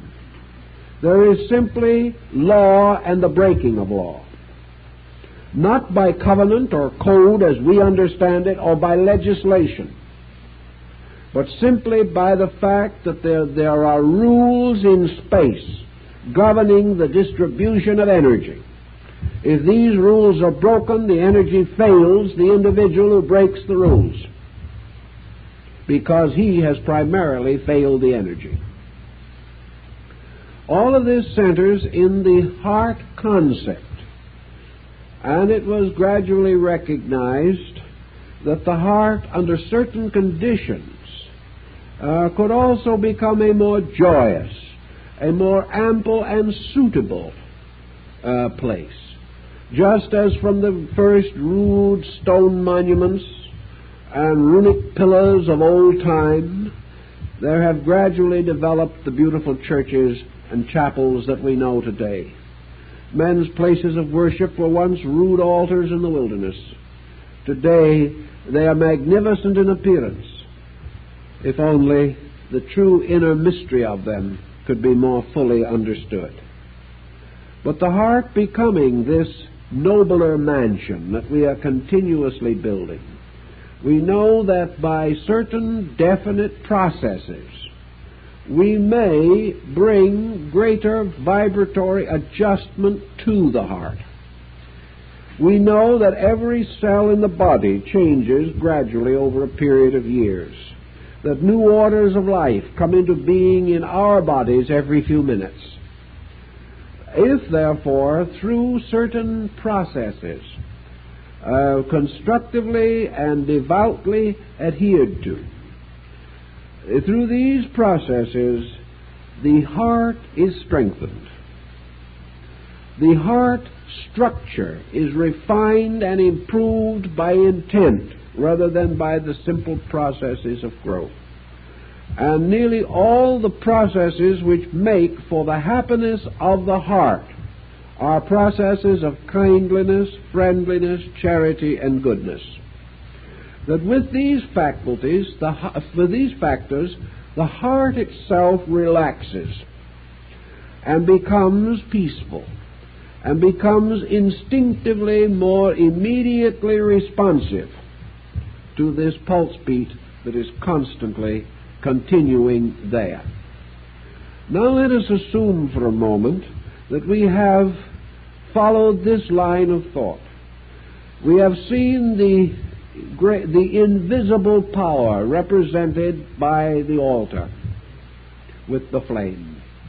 We have seen the hierophant of this mystery, the human ego, the high priest of this mystery cult, man as a being focused in the temple of his heart. We know that man only under certain conditions is permitted to enter into the presence of the Most High. These conditions being those of disciplined meditation and the most highly evolved specialized doctrines of the wisdom religion. Also we realize that the time naturally comes when, as the Muslim says, each man must unwind his own shroud. Here, of course, you all remember the Muslim wears a white cloth twisted around his head called a turban. This is his shroud. He wears it all his life, and he will be wrapped in it when he dies. So as one Muslim mystic says in one of his stories, he knew his time was coming because his heart was whispering goodbye. It was a very poetic thought, but this is the concept underlying it all. The time comes when the body is no longer suitable to maintain the needs of the being. The being is not yet wise enough and strong enough to preserve this body. Someday, perhaps it can do so for an indefinite period of time, but the whole way of life will have to change. So the time comes when the pulse archetype tells us that energy is going to move away. Psychologically, we seem to be aware of this. And here again, the direct awareness seems to arise from the actual agitation of the pulse itself, long before it actually ceases. Man becomes some way mysteriously aware that the transition is to occur. He hears the voice saying farewell. In this time, finally, the energy fields, gradually depleted, are no longer able to sustain the being that is now dwelling in this vitalized area. So the being, possessing its faculties and its septenaries of powers, then begins to draw in to itself as the ego or personal integration center, draw in all of its sub-department heads, its managers and its clerks and its superintendents, and even a few office boys, which are fast vanishing. They are now called vice presidents. And in this situation, the heart gradually gathers into itself all of these elements, until finally they have come to be one unit, and the ego has enfolded back into itself again. In a sense, this lotus flower of the entity has closed mysteriously, like the lotus itself closes at night in the darkness of death. By this time, the pattern is becoming very definite within the nature. It has become obvious that this separation must take place. Then the process begins, which in a simple physiological way is simply this retiral up the mysterious left branch of the vagus, in which, having finally gathered its own powers, the ego, the incarnating being, moves out, because it has found that it can no longer function adequately. It can no longer be itself, so it must depart, as Socrates himself predicted. So it goes up through the vagus, finally enters the great central hall of the brain, where incidentally the judgment of the soul takes place, in the great mysterious twin pillared hall of truth. And finally ascends through the 1,000-petal lotus, the Brahmarandra, and goes out through the crown of the head and returns to the decarnate state which it previously occupied. In other words, it retires from objectivity to subjectivity. This does not necessarily mean, however, that the old energy, the pulse maker, has ceased. This universal life may still be there.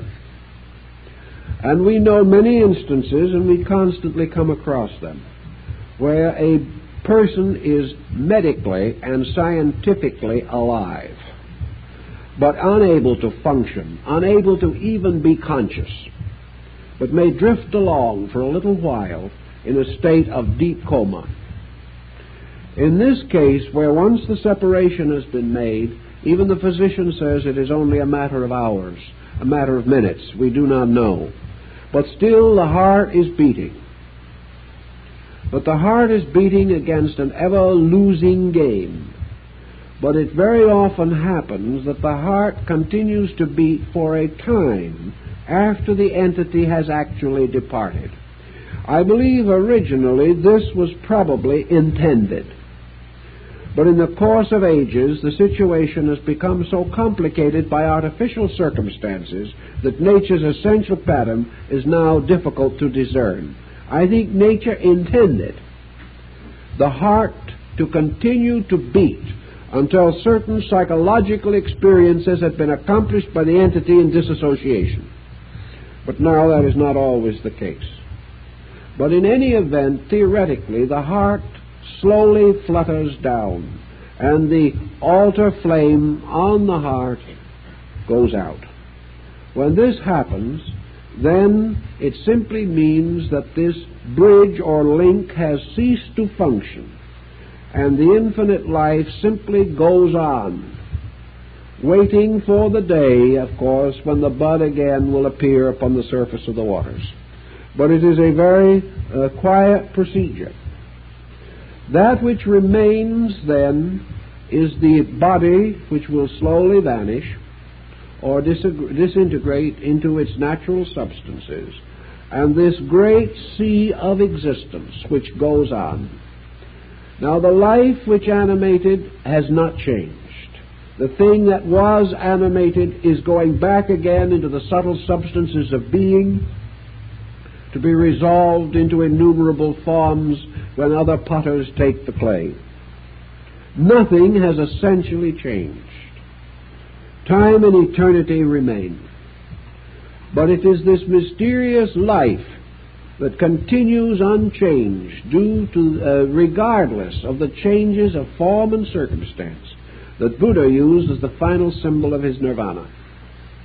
His nirvana was this life itself, this eternal allness to which everything must turn, upon which everything must depend, the mysterious real axis of the wheel of illusion.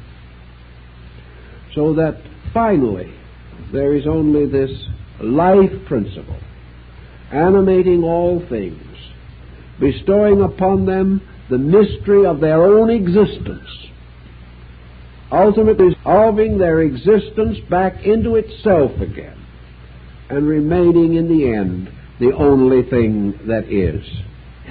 This is the existence in itself, and the altar of the heart is its manifestation in man, a manifestation of which it may be truly said, the Lord giveth, and the Lord taketh away. The Lord brings the flame, the Lord takes the flame. And we can slur it a little and say law for Lord. And we shall have the same essential principle, that this is the power that the infinite bestows of its own infiniteness, and which it returns again to itself by its own means. And man's heart stands as the symbol of this before the world of generations in which he exists. Time's up.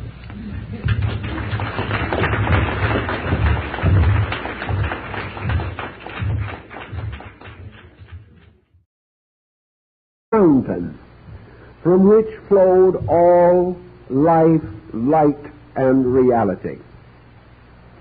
The Egyptians came very close to the same symbolism, for in their manuscripts, particularly the papyri relating to the mortuary ceremonies, the heart is represented as a kind of jar, sometimes with a handle, sometimes without, but nearly always ornamented upon one side by designs symbolizing a human ear. This peculiar vase is placed on the balance of the scale in the weighing of the soul, or the weighing of conscience, in the hall of the twin truths. It is this vase that speaks. This jar describes itself as containing the soul of the deceased. In many other religious symbols and systems, this central mystery is called a cavern, or a place hidden. In the New Testament it is referred to as a closet, into which the man shall go to pray to his Father in secret. And the Father who hears him in secret will reward him openly. This is the dark closet, the mysterious place. This is Porphyry's cave of the nymphs in the Neoplatonic system of thought. This is Zoroaster's mysterious cavern.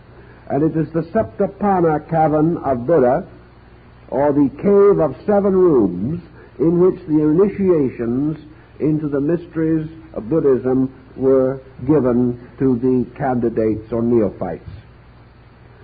Hermes describes the heart as a pyramid, and in a strange way it is a kind of inverted one. There seems much to suggest that in Egyptian philosophy the symbolism of the pyramid was intended to represent the structure of the heart. Adams, in his book, The House of the Hidden Places, devoted to a study of the pyramid, strongly advances this thinking. The heart, then, has become associated gradually with the concept of the heart of a people, the heart of a community, the heart of a civilization, whatever may be regarded as the focal point, the central point, the strong point around which all other things are built.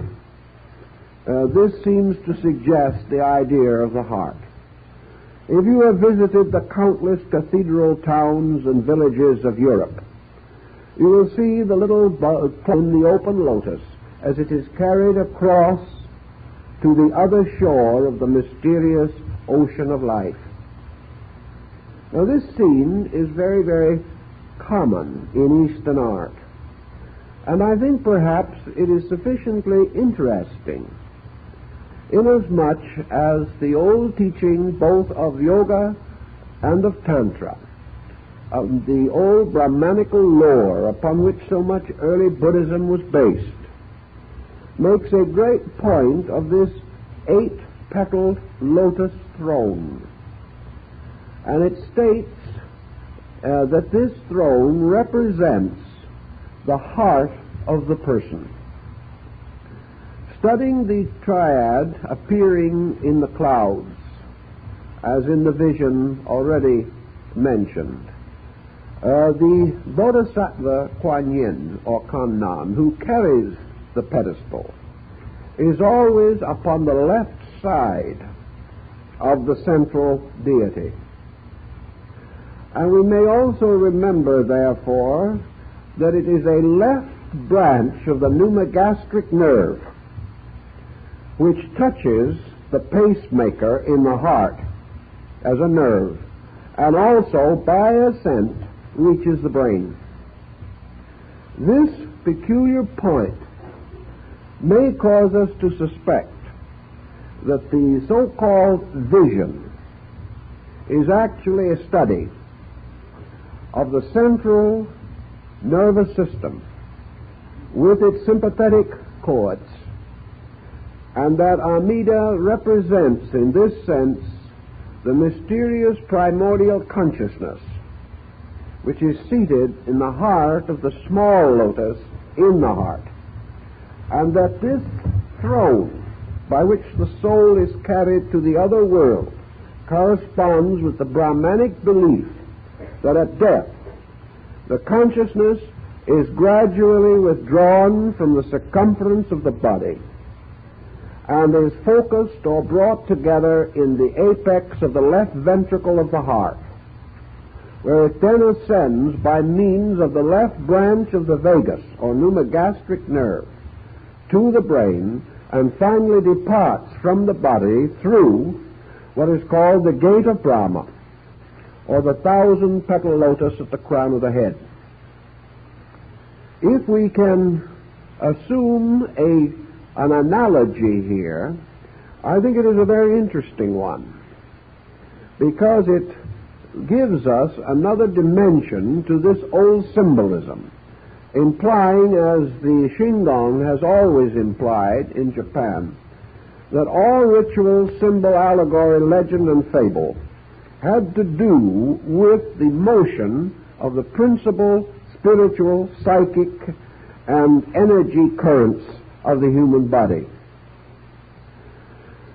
As far back as our studies in philosophy are able to go, as far back as man has left a record of his convictions and his beliefs, the human heart has been peculiarly sacred. We have to realize that in olden times, dissection was unknown, and in most civilized nations, autopsy was not permitted. It was therefore not upon a study of the heart as an organ that ancient knowledge was derived. It was rather derived from a series of observational factors, perhaps supported by a strong intuitional realization that certain processes depended upon certain structure or function for their existence. And gradually, ancient man, without benefit of modern scientific thinking, came to remarkably accurate conclusions concerning the inner structure of his own body.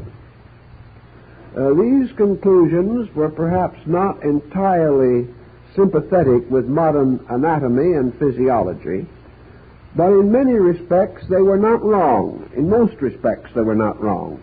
And in some cases and under some circumstances, they advanced in ancient time conviction or belief which even today we have not yet been able to either prove or disprove, because much of their thinking was exceedingly profound in these areas. Among ancient peoples, the heart was symbolized in a number of ways. In northern Buddhism, it is usually represented by a vase, a very elaborate structure. Not the slender, tapering, bottle-shaped vase of Kuan Yin, which contained the waters of immortality, but a very elaborate Chinese-Tibetan type of urn, often represented in the lap of Amitabha as he sits in meditation.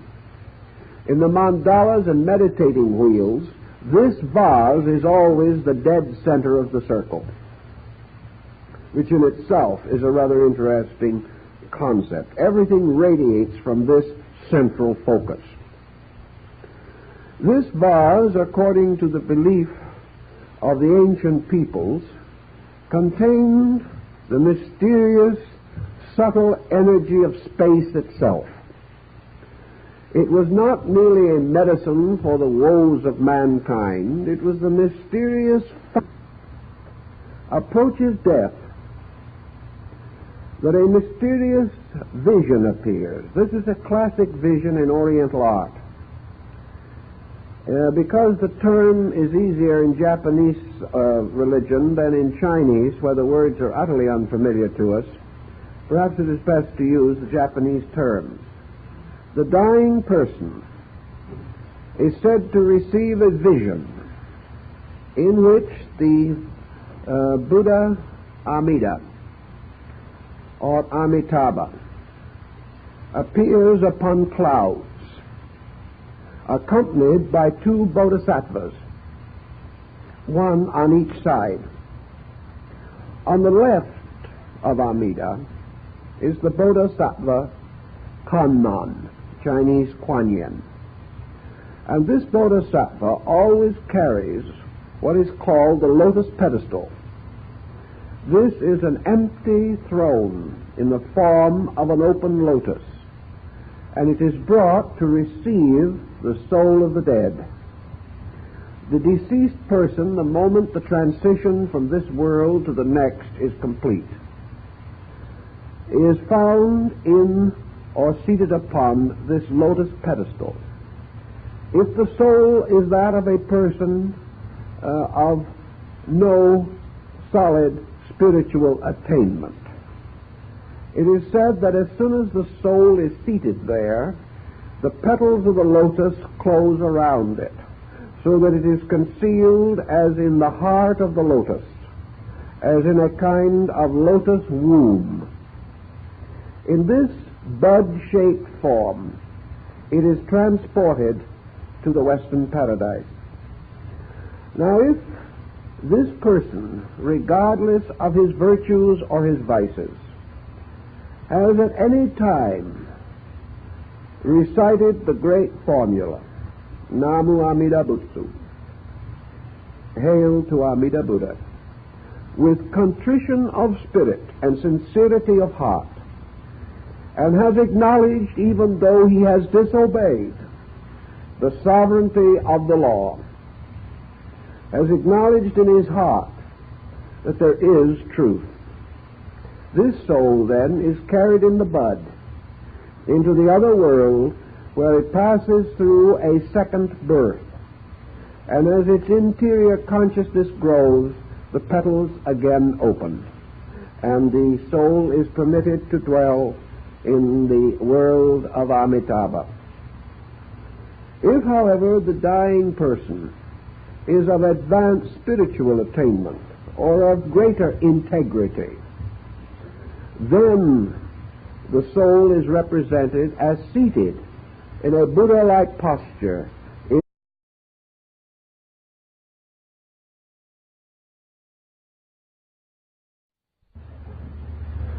This evening, I'd like to sort of jump the gun on some work we are doing with these Tibetan prints, which I am now studying, because I think they have a bearing on the subject of the evening.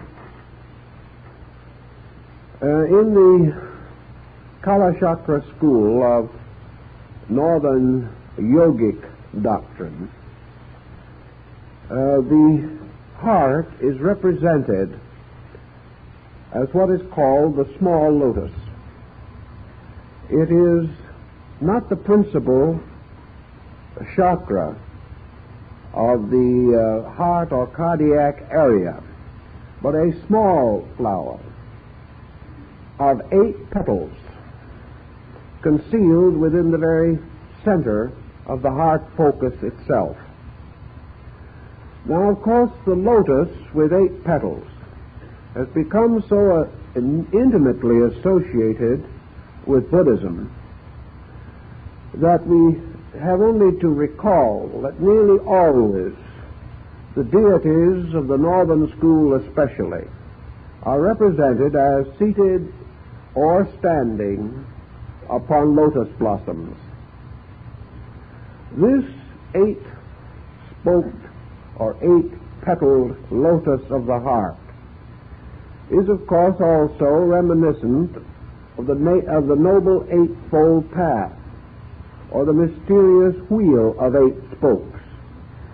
And we know that in Buddhism, the number of the petals on the symbolic lotus is arranged to conform with the 8 spokes of the wheel.